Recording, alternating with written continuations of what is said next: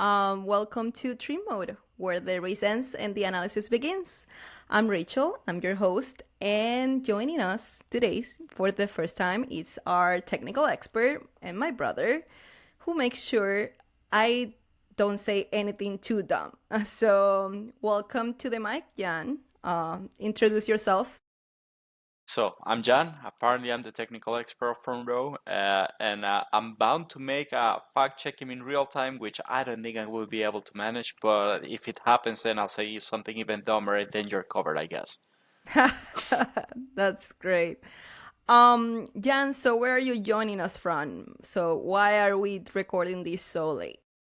Well, so we're recording this so late because, unlike anything that normally happens here, I had a major internet outage. Apparently, it was countrywide here in the Netherlands, and yeah, this almost absolutely never happens. I was quite surprised by it, but we managed.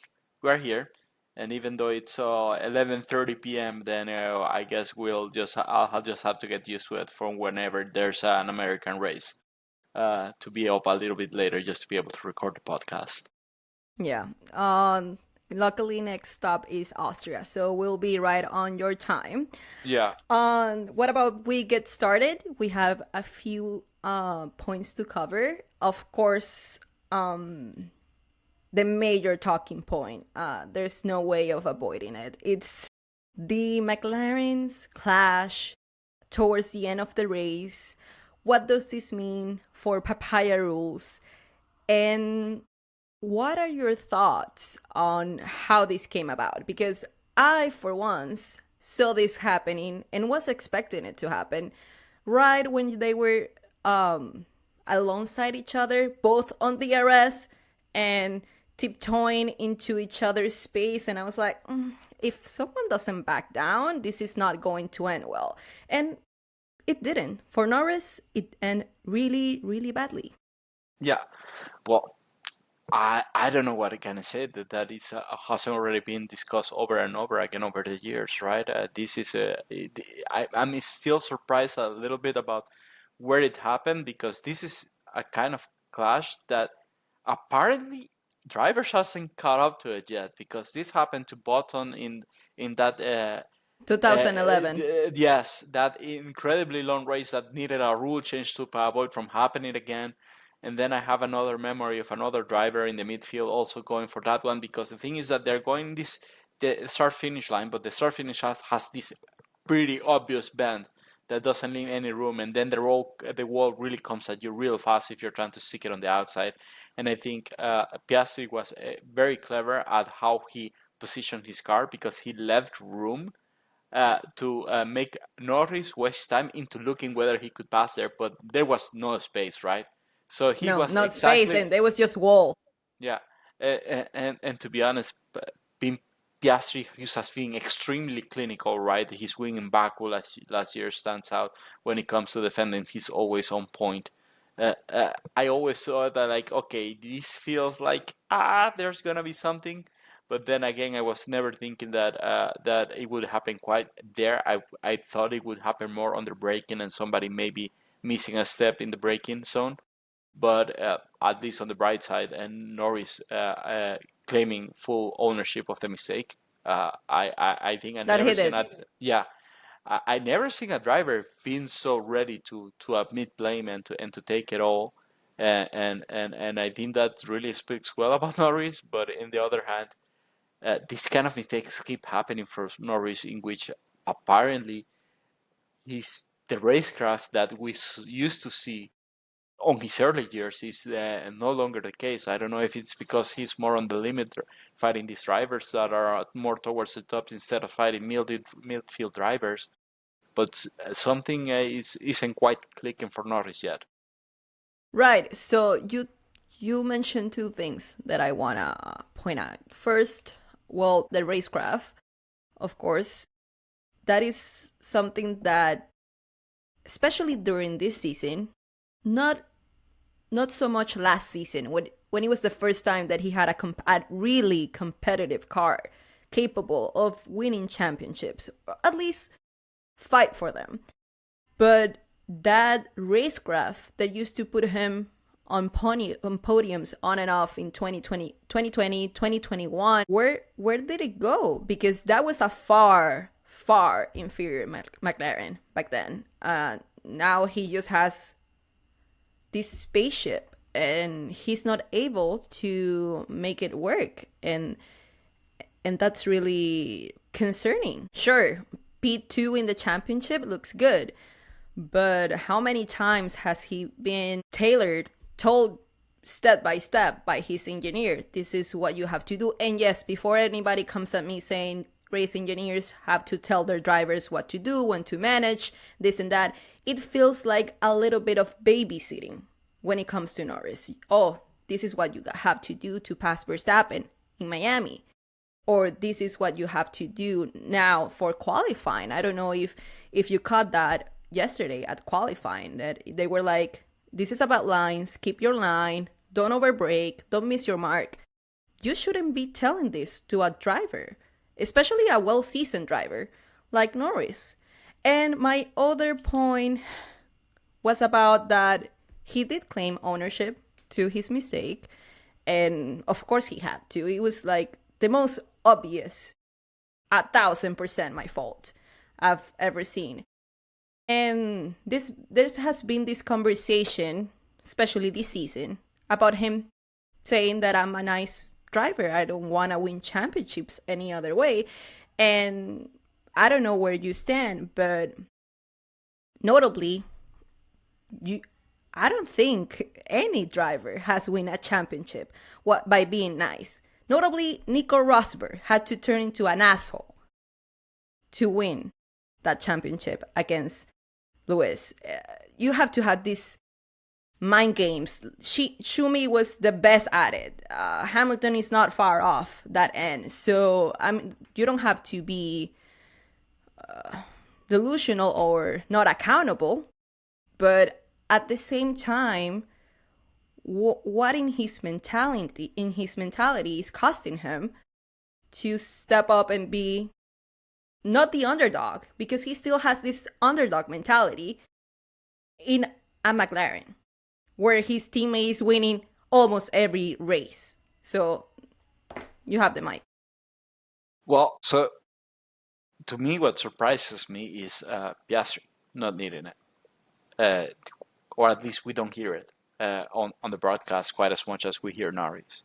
And Piastri is a driver that is on his, I think this is third season, right? Yeah, third season. It's so 2 full seasons and a little bit. He's already leading the World Championship. He's already looked more composed.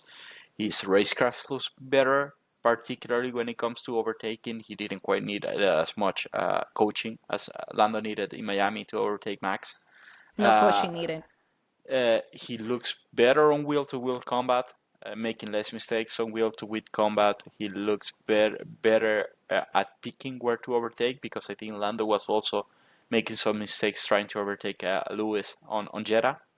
And Lewis has me lost for words. I'm sorry. That was the worst thing I've ever seen, was him trying to overtake Lewis out of the final turn, and Lewis completely owned him.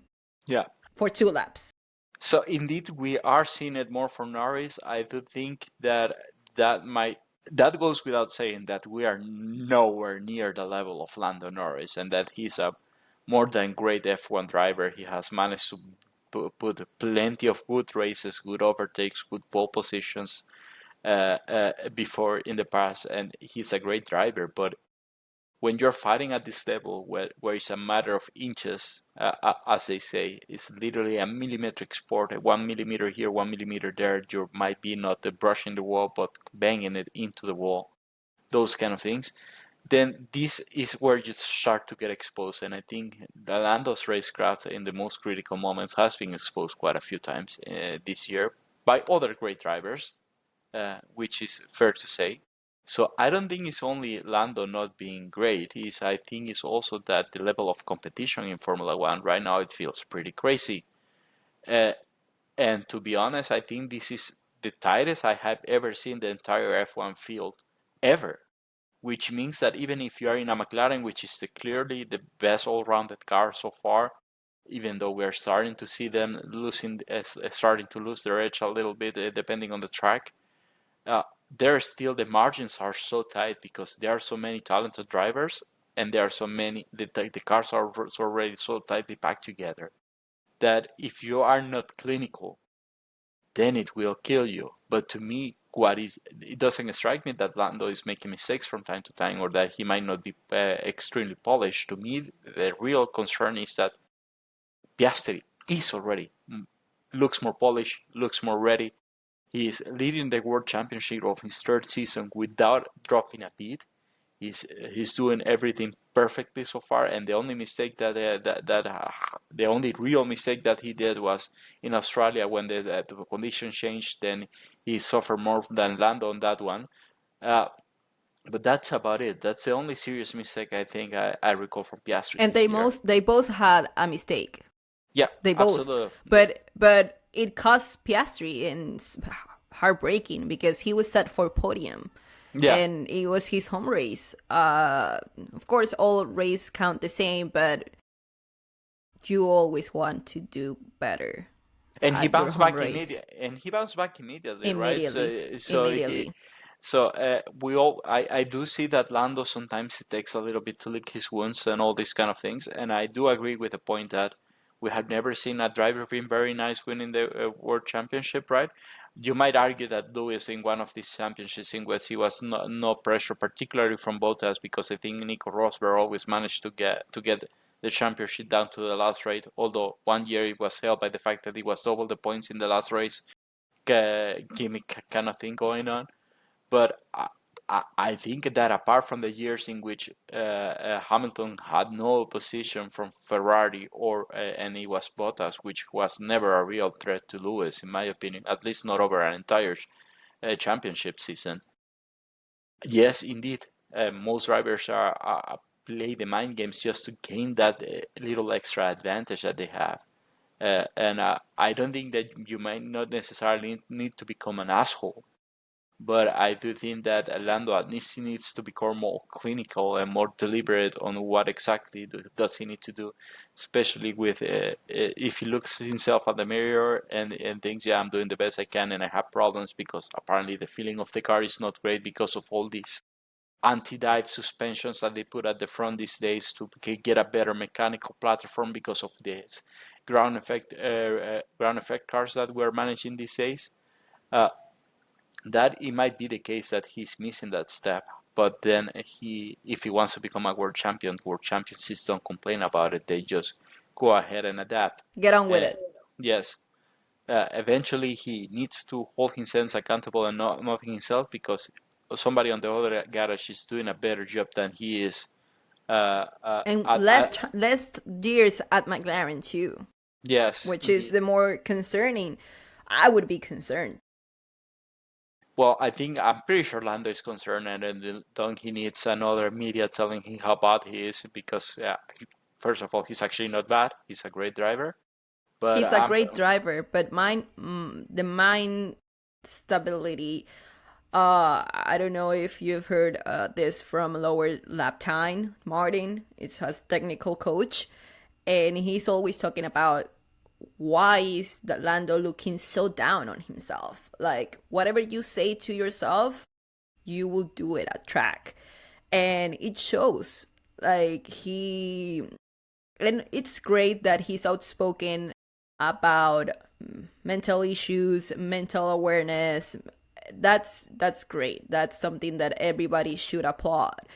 But at the same time, you have to keep something to yourself, and you have to, at least if you think that you are not a good driver, because he had, in other words, basically said so. You cannot just say that because you're giving Piastri, who is your first and foremost competition, you're giving him fuel. You're giving him the tools to not challenge you, to outright beat you. And he has done so every single weekend, bar Monaco and Australia. So, well, if you also look at like who's the other infamously self-critical driver on the grid, right? I think everybody's comes to mind is Charles Leclerc, Yeah, which that was has what I was thinking. also about he didn't make it as close as it would have been in that 2022 on the first years of the new regulations with Ferrari, making a few mistakes on his own, right? Uh, but if you look at the drivers that have ultimately win the championship, they are the ones that, with unwavering confidence, Max, Lewis, even Nico. Uh, Nico, I don't think he ever felt inferior to Lewis. It just needed that little bit extra edge because I think Lewis always manages to edge him out over the course of the entire season. And even Vettel, right? Sebastian, when he was on that Red Bull, especially after the first year, because the first year He he was didn't lead. spiteful. Yeah, he didn't lead the championship until the end of the last race, which is exactly the point at which you want to start leading the championship, right? But Sebastian Vettel, the confidence was unbelievable, especially if I remember the So one champ, cocky. That's extremely the word, cocky. arrogant, doing one run in Q3 and carriage it. Be like, Yeah, that's Paul. That's yeah, Paul. that take that. I'm just gonna go and have a break, even though I have tires available. Nobody's gonna get to me. That kind of move. I also That was remember. cold. Yes, I Max also did it 2 years ago, 2023 was it? I don't remember, but I do think that I don't remember exactly when he did it. I don't remember the race, but I do remember that the broadcast said, "Okay, we haven't seen this happen since that infamous Singapore pole lap by Vettel. I think it was 2012." Because even on the year that Vettel was most dominant with the blown diffuser Red Bull that won almost every single race, including Monza, which wasn't anything about aero, it was all about engine.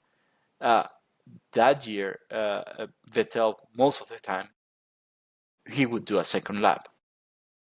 Yeah, to me, it's not about. I don't think Lando needs to become an asshole or the bastard, because literally that's one of the lines from Matt Gallagher, that in order to become a world championship you have to embrace your inner bastard. I don't necessarily Lando needs to embrace that, but he does need to be able to uh, find a way to look even within himself for answers without him having to think down on himself. Right. Right. That's what might be costing his confidence. And this is a sport where confidence is key. It sounds like a cliche, but when you're at those speeds and like what you were saying, the field is so close together. And back in the day, reliability was much more of an issue than it is right now. So you could always count a little bit on someone having an issue and you might be able to edge them on. But now it's like, unless anyone makes a mistake, like everybody's out for themselves. So he really needs to work on his inner battles. And great point that he acknowledged it was his mistake. It was 1,000% his mistake. There was no gap. And luckily it could have ended in a McLaren double DNF, which Yes, would have been way more costly, and he would be looking so much more down on himself, because it's not just costing your own race, it's your teammates and your constructors points. yeah, and especially with Mercedes doing a 1-3 and Verstappen doing a second place, so that would have wiped uh, 18 points out of Piastri's leads instead of just 6, right? So we would be looking at 12 extra points, and we are a 43 point gap. That would be a 31 point gap, which is still more than a full race win away. But this is the kind of thing that just you cannot let it happen. The Piastri and Norris both have just enough of a lead that they can manage throughout the season, because the McLaren is still going to be competitive throughout the race of the season, right? Absolutely, So, absolutely. so, so Verstappen might need to really fight really hard to get a win, and Piastri most of the time is going to come second, or Lando is going to come second, uh, and maybe even they both come second and third, second and third, second and third, and that's you need to make it into a death of a thousand by a thousand cuts and a war of attrition, which is where nobody else wants to be. And of course, there's even going to be races in which McLaren is still going to win. So, McLaren should still win most of the races. well, we don't know about that because at some point the development race starts kicking in, and the wind tunnel advantage that other teams have over McLaren, particularly Red Bull, because I think Red Bull was third on the Wasn't championship, it fourth? No, third. You're right. third, third on the past championship, right? So that means that they have 5% more resources, both in terms of simulation and the wind tunnel and all those kind of things. That's at some point that in theory should start coming in, and we do know that Verstappen doesn't need much to fight for the championship. He just needs that little extra F, right? Verstappen managed to increase a points gap in the last I don't know how many races when he didn't he barely won another race after round 9 last year, all the way until Qatar. He didn't win a single race on that time period, and he was still managing to increase his advantage. Or maybe he won Brazil, right? He won Brazil He right won before. Brazil, yeah, Yeah, 2024. How could you but forget that wet master class? well, absolutely. My apologies. I should be decapitated because of that comment. Yeah, But yes, yeah. apart from Brazil, which was a wet struck race, which Verstappen is always going to be the favorite on a monsoon kind of race like that, right? But he managed to increase a point gap. So we do know that Verstappen doesn't need much. So McLaren absolutely what they cannot afford is a double DNF. As long as one of the drivers is still scoring points and still limiting Max's damage infliction, I think they're in a good position to win both championships. Yeah, they're clearly the favorites. But now that we have touched we've talked a little bit about other teams, because even though McLaren didn't manage a 1-2, which they have done so far this season quite a few times, or at least podium. This was the first non-McLaren podium of the season. So I want to talk a little bit about Mercedes, why we expected them to be quick. We put them on Q. We put Russell on Q. And I want to talk a little bit about why this low deck, cold temperature track suit Mercedes, and how, not because fair play for Antonelli. It wasn't just Norris getting away. Russell getting away with it. It was Antonelli was incredible, driver of the day by a country mile. And so I want to get your thoughts on how this came about and why we put Russell on Q, and how we expected this to be a very good, strong race for Mercedes. So the first thing that I must say is that not even Mercedes knows, because Russell was actually also surprised a little bit by the pace, right? He did say that they go better when there's cooler conditions, but today wasn't that cool at all. Actually, track temperature was 49 to 50 degrees, which is usually a way stronger indicator about degradation than what is air temperature. But if Mercedes doesn't really know, then we also cannot know.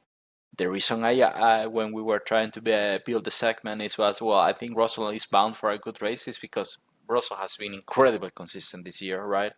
I Yeah. don't know how many Mr. podiums he had. Saturday, now it's Mr. Consistency. Yes, exactly. So I don't know how many podiums he has managed to get, but he has managed to get quite a few podiums. So the thing about George is he was bound to have a good race because he has been so consistently over the years, over this year, right? So he has always been right there and taking advantage of all the mistakes the guys in front are making in front of him. So I just thought, okay, Russell might actually be a good driver to pick here because he's bound to have a very good race from time to time, and having been so consistent over the year, it means that he's actually doing a good job and that he has a good feel with the car. He stole pole from Max last year on this track when Red Bull was still pretty They did the dominant. same time. They did the same lap time. He only got pole because he said it first. Yeah, So but we still need a tiebreaker rule. So I no, know.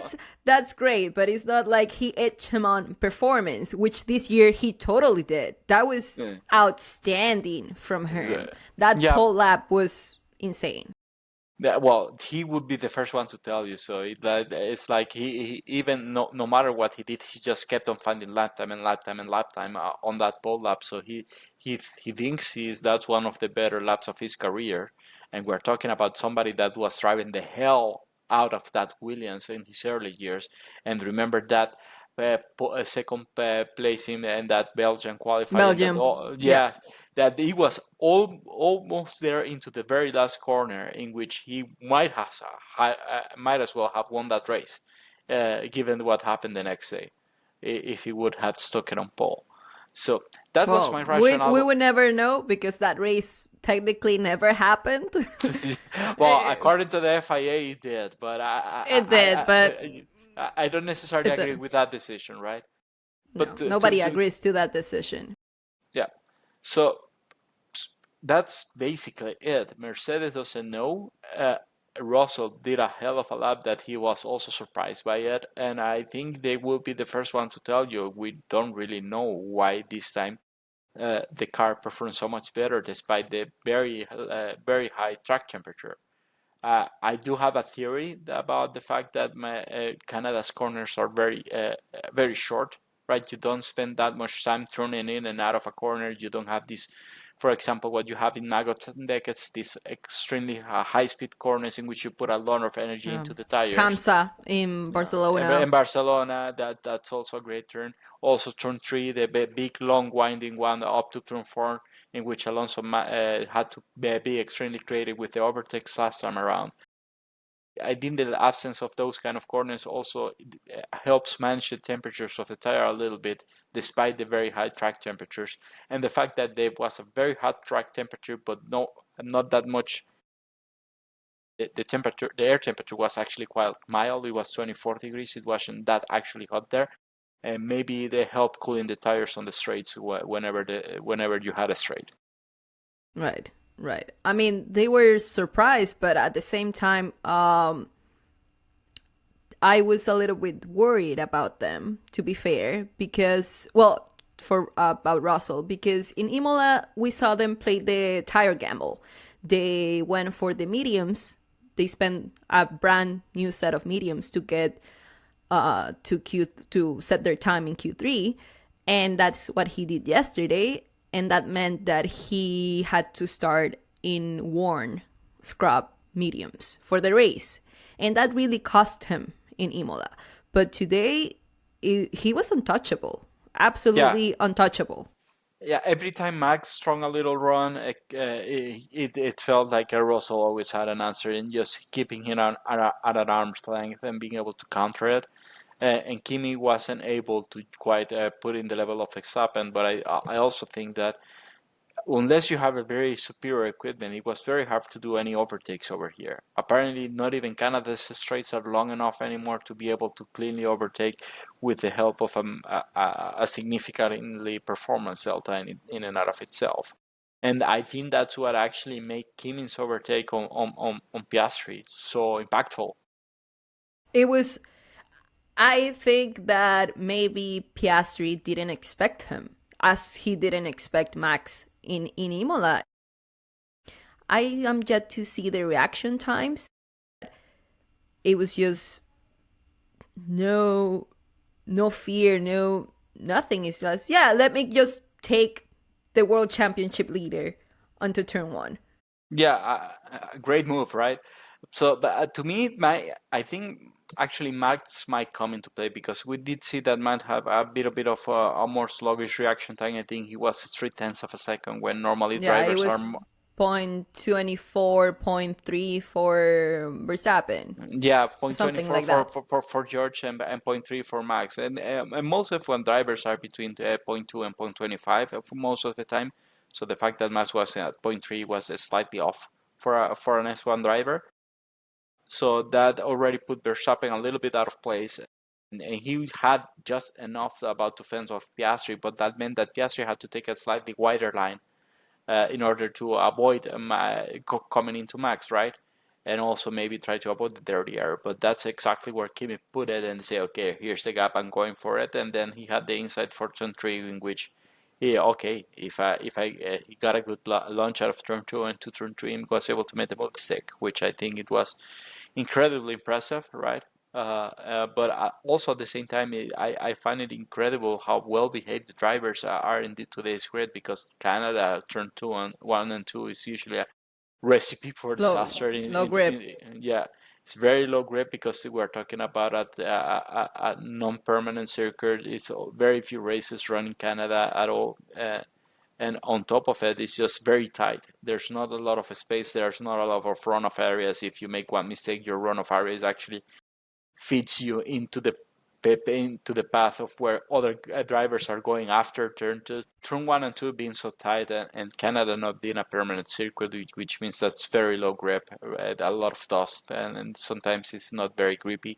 In turn one, if somebody makes a mistake, then you get a little bit of Constantino effect, especially because the runoff area of turn one fits directly into the exit of turn two. So if you make a mistake, you're probably gonna end up upsetting the drivers that are already through turn one and two. So the Yeah, field was incredibly well behaved on this one, and that's something that I don't think we're watching as many sort of lap one incidents as we used to in the past. it's very difficult. We reviewed 2007 in our Formula flashback, and first of all, Alonso cut that chicane like 5 times. The first on the first lap on the start, he did so, and he almost collected Highfield. He managed to just, and he was also worried about not overtaking Hamilton because that would have been a penalty. But it's not easy to rejoin and not take anyone with you, because also, well, on the first lap everybody's so closely together that of course you have that. I just want to close on Antonelli, because I don't not only he got Piastri at the start, that wasn't the only great thing that he did. He put pressure on Verstappen, and Verstappen just managed to keep his P2 because he was called to pit, because he was clearly struggling. He said so in the pits. GP asked him, what are your thoughts on the tires, and he's like, yeah, not great. So he just managed to clinch to that P2, but Antonelli was absolutely putting the pressure on. And then when he was under pressure from both McLarens, I think he did great. I was expecting I was like, so Piastri's gonna overtake him. Piastri's gonna overtake him, or McLaren are going to fight it off. And then if Norris had pace, because I thought Norris had the pace, he's going to go after him, and he for sure will get him before the end of the race. And fair play. Yeah, and also to be honest, I think the most important part about the most impressive part of Antonelli was how he almost overcut Verstappen, which was quite impressive in and out of itself, right? So this generation of cars, especially with the fact that you always have 100 kilos of fuel on board at the start of the race and yada yada, that means that basically the 99.9% of the time the undercut is what works. Verstappen tried to undercut Antonelli by pitting a lap earlier, but Antonelli was so good on Verstappen's out lap that he actually almost managed to pass it on the pits. And if it weren't for the fact that Max had the inside because of the racetrack layout, Antonelli might have as well taken second place on that turn. Absolutely, absolutely. But it was solid. It's his first season, and I think he's just doing a very very solid job. More Yeah, than anyone. Well, no, I don't want to say more than anyone expected of him, because everybody's expecting really great yeah, things from him. Like, he's a star on the rise. He's a future world champion, and I'm tired of this line being thrown about just about anybody on the field. And that's just not how this works. So, but in his case, I absolutely believe that yeah. He has. Antonelli will be a world champion, a multiple world champion. Absolutely.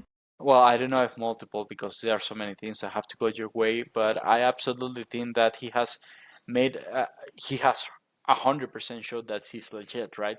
that pole lap in Miami out of nowhere.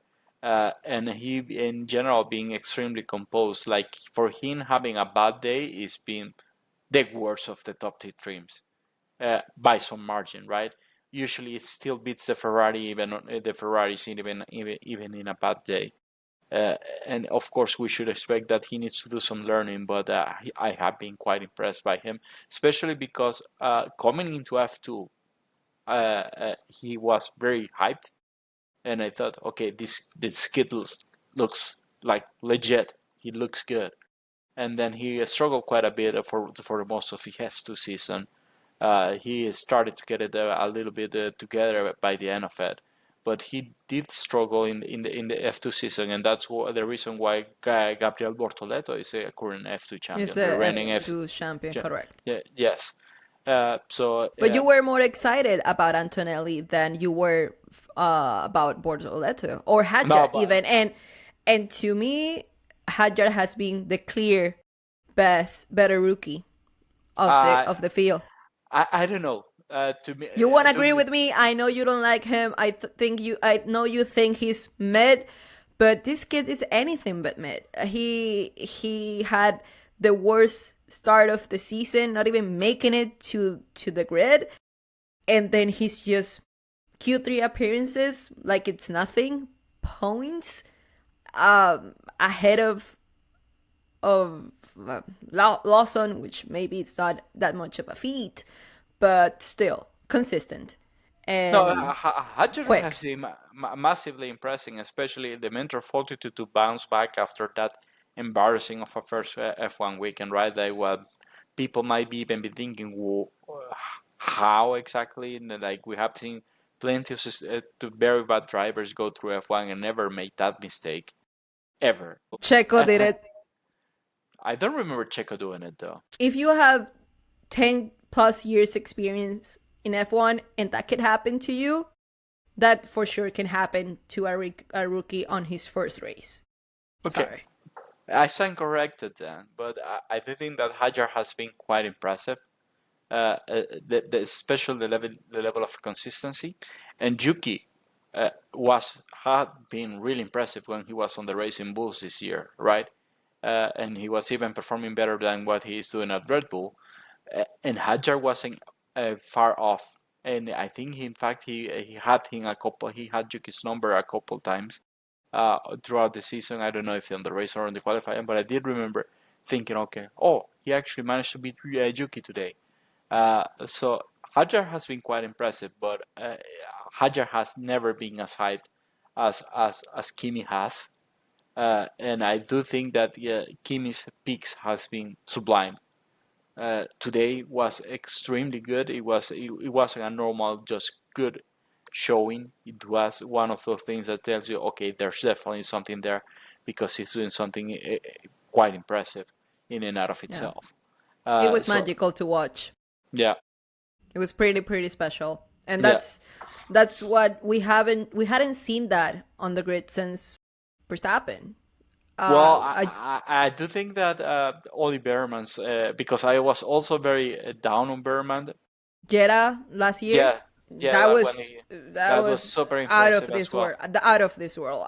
Yeah, I think he can be really solid, but Anna Haas, I mean, yeah. what can Well, you expect of him? and for example, Ocon did an incredibly awesome race today. He finished ahead of Sainz today on P9, but Behrman is right behind Sainz. So Berman is actually for how well seasoned Ocon as a driver is. Berman is, I think, is also doing a solid job, not being too far behind Esteban and even beating him in qualifying a few times. So Yes, I do think Oli has shown quite a lot. Unfortunately, if we're keeping the going down the ladder of rookies, then I think Portoleto hasn't been able to show quite as much on that kick Sauber. but who can? Yeah, That I won't put that on him. It's just he almost made a move on Kimi in Monaco on the run down to the tunnel, and just Kimi didn't leave him the space. But we've seen some moves. He has moves if we're taking that road. But that kick Sauber might as well be a tractor with fluorescent paint on all over it, because it's not a good car. If you see any um predictions or anything, or you've seen the development table anywhere, it's like this car is just nowhere. I don't know if that would change with the 2026 but Yeah, it's let's see, unfortunate. because Audi even is admitting that they're quite far from where they expect to be, and they have starting to talk a lot, especially Mattia Binotto. You have heard saying quite a lot about expectation management and yada yada. When this was a thing that we're saying that they wanted to be fighting for a championship by 2030, and apparently they already think that's not going to be the case. But It's we'll very see. hard. It's It- very we- hard. yeah. I want to talk Williams. And the reason why is because we did our analysis and we thought, okay, they're going to do good in on qualifying, and because we know that they struggle with a big range of corner speeds, but slow corners like you have in Canada are not that much of an issue for them. We saw them being pretty solid in Miami, for example. And then you have these long straights, and we know how efficient that Williams is in straight line speed. So it was unfortunate that Sainz was impeded in qualifying, because definitely that's not where he deserved to be. And then just another reliability issue for Mercedes. Albon had the worst race. Not only, even if he wasn't managing that PU, that strategy was just appalling. So I want to get your thoughts on that. So, well, I do think that album from the start he was going to be in a bit of a tough spot because he qualified 10th, and that meant that the people behind him were a lot of the one stoppers that we started on the hards were there, and he also had this incident in turn one in which he got overtaken, and then we had to take to the runoff area. We never know if the water leak issue or the PU issue were carried Started were there. started there, and we don't know if also he lost some points of downforce because some damage to his underfloor or something, which in this generation cars that's like a cardinal sin. If you do any damage to your underfloor, you are pretty much toasted. So I do think that Albon was on this weird no man's place because he had to commit. They committed so early to the one stop because they thought that was the only way to make things work. Uh, and I can understand that because of the track position they were in, and especially with the midfield being so incredibly tight that you see that carried out to the end of the race. I think when we were watching the race together, as I told you, like, yeah, there's a very interesting mind games going on between Ocon and Sainz because it turns out that Ocon doesn't have they cannot really afford to give Sainz the pit, try to undercut Sainz because A, he's going to come out dead last because the field is so tight. And B, if a safety car comes in, then Sainz is gonna everybody's gonna take their position. And Sainz cannot afford to try to undercut and risk it just to try to gain a move because he was predicted to finish 11th, if and he finished 10th just because of Norris' retirement. That he couldn't actually realistically hope that he was going to be able to undercut Ocon because he was just outside of the undercut range. He was like 2.5 seconds. So they kept on pushing forward for like 50 something laps, which was ridiculous, right? And but they also were critically leading time towards the back of the pack that were chasing them down. So I think they lost like very incredibly slowly. So they over 5 to 6 laps, you would see, okay, they have lost a second to the guys on the back, but field was so tight. It was just no way that you could make a stop and get slaughtered right into traffic without anything. Eventually, they both pitted at the same stop because they one blinked first and then the other one just followed.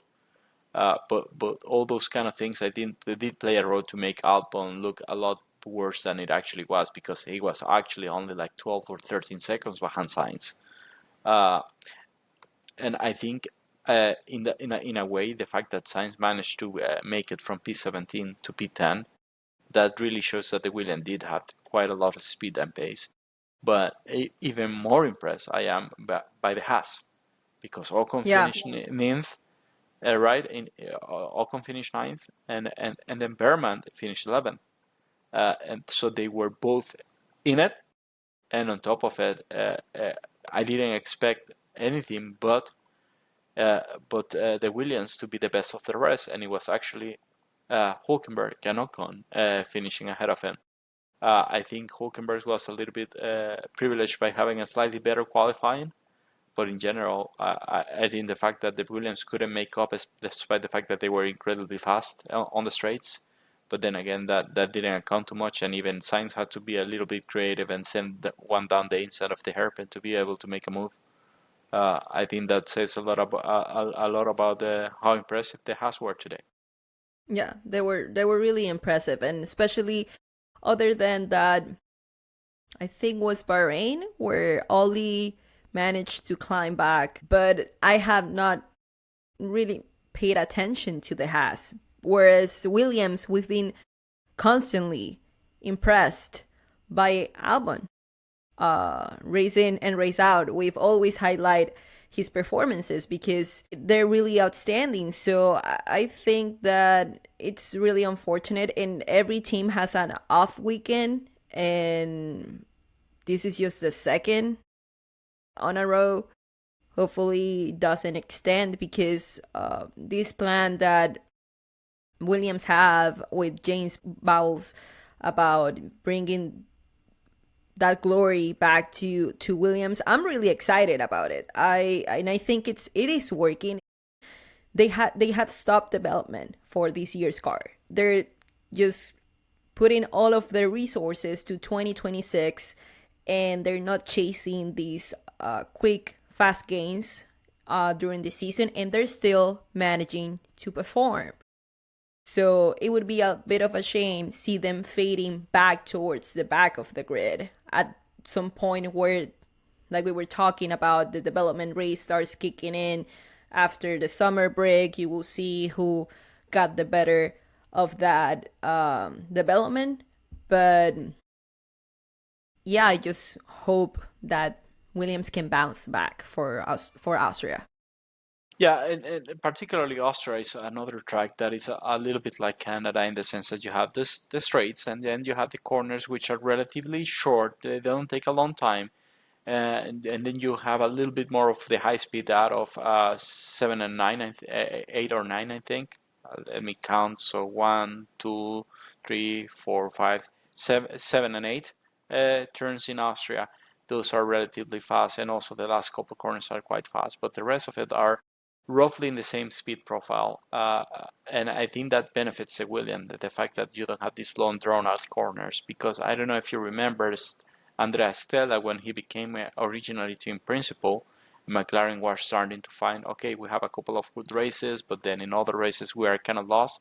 Then Stella said, like, well, there's a problem that is fundamentally tricky to solve, is that when you have a very varying range of profile speeds on the corner on a racetrack, and you have these very long corners, it might be the case that you have very good grip at the beginning of the corner, but as the car turns, then you don't have that same usable downstroke at every step of the turn, because the tires are put on a different angle. Then your grip changes, because that affects airflow and that affects everything. So I think that Williams might be on exactly the same development bottleneck, in which it's tricky to get right, and you have seen that McLaren has made it all the way back to the top after fixing those issues. So this might very well be what James Vowles is trying to focus on.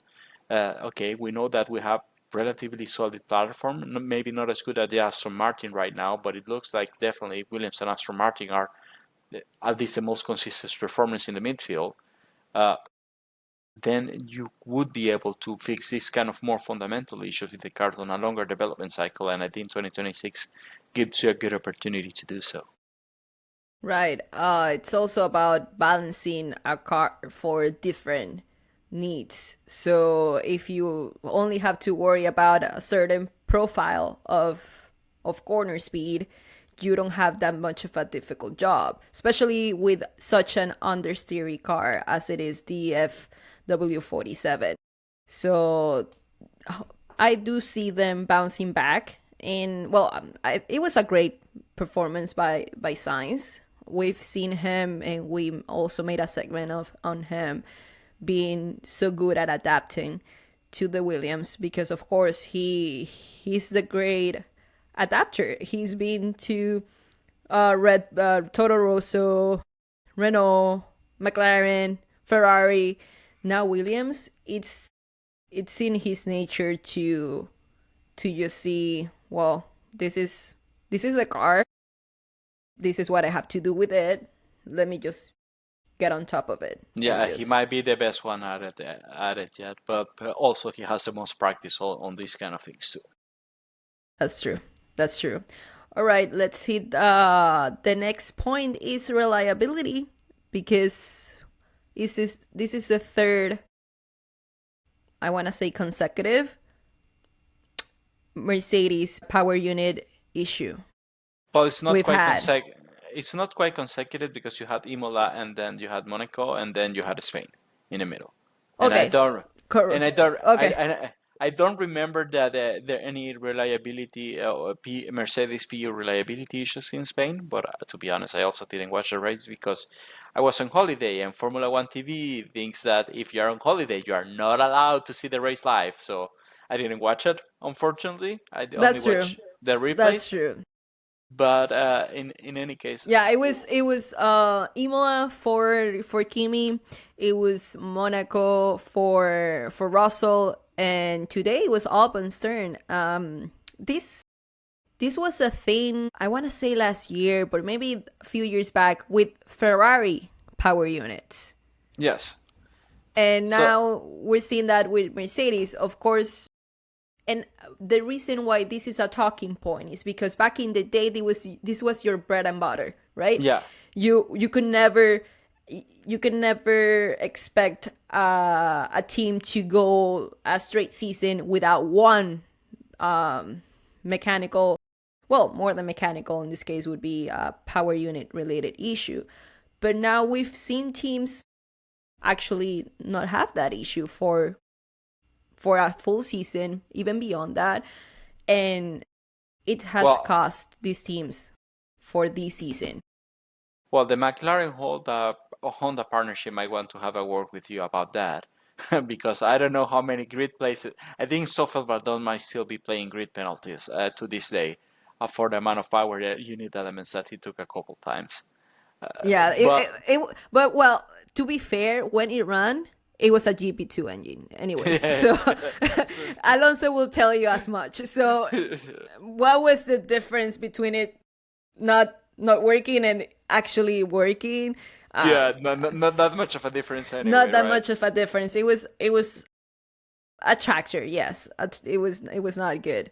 Yeah, but in any case, I think this will come down to bite the teams in the ass a little bit more towards the end of the season, where reliability becomes more critical and not your power units are actually almost on the limit of their mileage. And if there is actually an issue, then it's gonna be tricky to handle, especially because uh, who wants to really invest a lot of development time and effort into these power units when A, you're going to change them anyway for next year, and B, I don't think anybody but McLaren is on the title fight, and McLaren is the one team that doesn't seem to have any reliability issues with the Mercedes engines.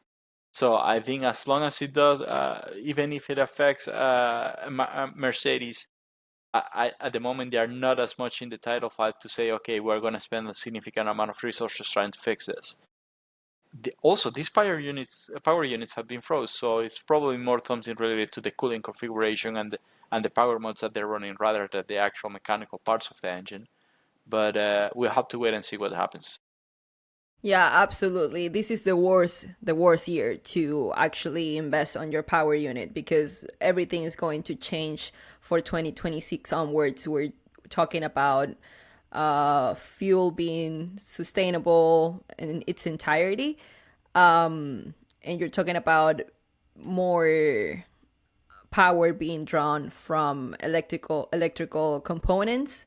So it's just a waste of money, and we've seen that enough this season. If you ask Hamilton, he wasn't especially happy about that flexi wing debacle, because it's like it changed nothing, and we just you just made us spend all this money for nothing. For nothing. No, and on top of that, I spent a lot of money on the cost cap era. Before, when It's we a didn't lot of have, money. Correct. because now the teams are doing this tricky exercise to try to balance the development of this year with the development of next year, but also while they are keeping they keep it within the cost cap margins. So that's going to be something that is going to have a lot of people head scratching how to figure out what's the best strategy for this, and having to spend an unexpected amount of resources into fixing a power unit issue might become critical not only for this year but also for next year. Yeah, absolutely, absolutely. I think we hit all of our talking points. I just would like to get your thoughts on how you think this race sets the tone for the next race, which is Austria in 2 weeks' time. Okay, so out of the top of my head, because I haven't been able to do any Austria specific prep, so as I was saying, you have relatively short duration corners that are roughly in the same profile, but you do have a big traction zone out of turn three. So that's going to be key for lifetime, especially because if you don't get it down there, then you're bleeding downtime over an entire DRS zones, in which we have seen at the end quite a lot of overtaking opportunities. I would expect McLaren to be strong because then you have a little bit more variation on the profile and speed of the corners, and that usually benefits McLaren because they are able to get a better balance throughout that entire different range of corner profiles. That's why they have been so strong. Uh, and also there are a couple One of of the reasons why yeah, they've been so strong. There are many, many, but that's just one of them. They just seem to balance all types of corners. They're not suffering from necessarily from drag, and also they have a pointy car that yeah. they can just manage. It's an extremely well-rounded car, so there's very little weaknesses to exploit. Uh, in that sense, I do expect Red Bull to struggle a little bit more because then you have the slow speed out of turn three, and then you have the high speed of 7 and 8. That's going to be a tricky balance to achieve, and the Red Bull has managed to show that they have a narrow operating window. That means that whenever you have to do too much, to expect too much out of the car on a very wide different set of challenges, then your car might struggle. Having said that, the car has looked better recently, so it It might be has the looked better recently. and even Yuki is getting better lap time out of it. So he's getting closer to Verstappen, and actually Yuki I think was what 4 tenths of Verstappen. It's just that the field was so tight on this race that 4 tenths was not good enough to get you into Q3.